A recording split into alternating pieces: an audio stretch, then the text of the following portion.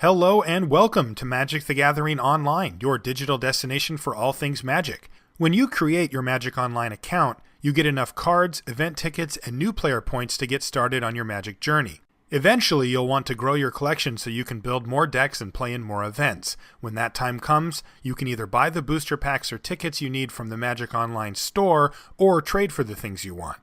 In this tutorial, we'll show you how to find and trade with other players. We've already logged into Magic Online, so let's head over to Collection and check out your trade binders. If you're unfamiliar with managing your collection, we recommend watching that tutorial to learn how to find cards first. In Magic Online, you'll use binders to manage your trade stock, much like you might with a paper collection.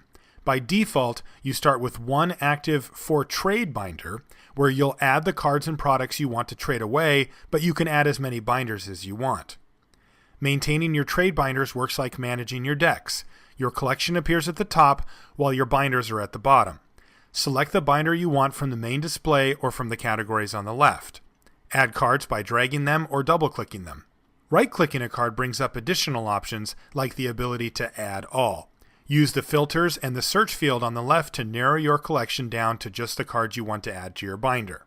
You'll find products that aren't regular Magic cards, such as event tickets or booster packs, in the Other Products tab. In general, you can trade anything you've collected, but there are some exceptions, like new player points or gold-bordered cards that aren't tradable and can't be added to the binder.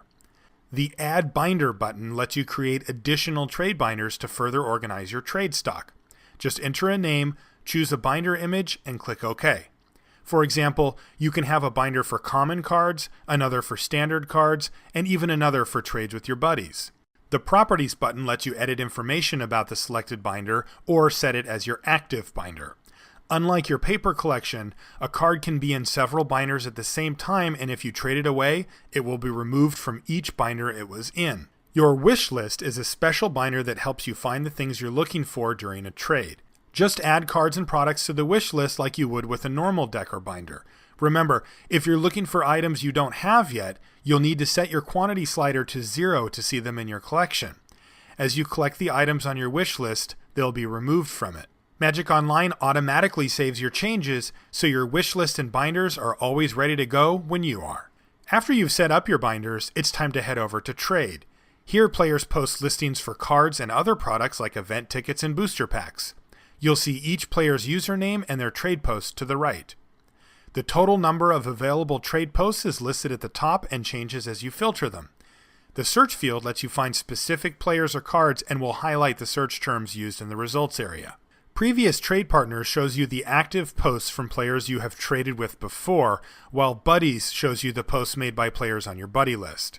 Like other areas of Magic Online, a green dot next to a player's name means they are online, while a red dash indicates that they are currently offline. While you can have many trade binders, only the active trade binder will be available during a trade. Use the Active Binder selector to change your active binder between trades without heading back to Collection. Once you've found a trade that interests you, make a request by clicking the Trade button or double-clicking the post. Alternatively, you can request a trade with a buddy or previous trade partner who's online by right-clicking their username, which will send a trade request even if they don't have an active trade post. If your trade is accepted, you'll be taken to your partner's active trade binder and a private chat session will be opened. It's always a good idea to discuss the trade parameters before you start selecting cards. Besides being polite, it'll help avoid misunderstandings and make sure both sides are satisfied with the trade. You can filter and sort the binder just like in your collection. The bottom area has two sections, the You Will Receive area on the left where you'll add the items you want, and the Your Partners Will Receive area on the right where they'll add the things from your binder that they're interested in. You can change the display view or sort each of the receiving areas to better review the trade. Each player can add up to 400 items, though most trades are much smaller than that.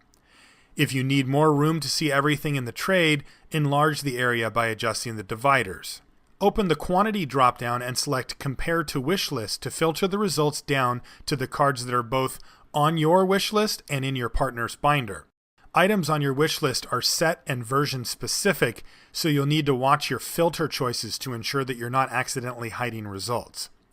Once you've added the items you want to your side of the trade, you're ready to click Submit and confirm your selections. Please keep in mind that after you hit submit, your partner can still change the products on their side, though you will receive a notification if they do. This is another good time to use chat to make sure that your trade partner knows that you are done and ready to proceed before you submit. If you and your partner can't agree on a trade or you change your mind, cancel trade ends the trade immediately without trading any items. After both players submit, you'll immediately be taken to a confirmation page where you'll have one last chance to approve or cancel the trade. Make sure you thoroughly review both sides of the trade before accepting. The display, sort, and card size slider at the top of the page can help you view all the products in larger trades. If either player cancels, the entire trade will be abandoned and you'll need to start over. Once both players confirm, the trade is completed and you'll get a notification of what has been added to your collection. If you want to create your own listing for others to browse, use the My Post area to list what you have for trade and what you're looking for. You can only have one trade listing at a time, but it will stay up until you remove it or log off. Your post content is always available at the bottom of the screen, so making changes is as simple as updating your text and resubmitting it. Please note that asking for trades in public chat rooms like the open play rooms isn't allowed. Use your best judgment when trading, and watch out for offers that seem too good to be true, that require you to use systems outside of Magic Online, or that just don't seem right. If you ever have questions or concerns, you can always go to the Chat with Support room to get live, in-game assistance from our online response crew 24 hours a day, 7 days a week. Thanks for watching, and have fun building your collection. For more information and to download Magic Online, visit mtgonline.com.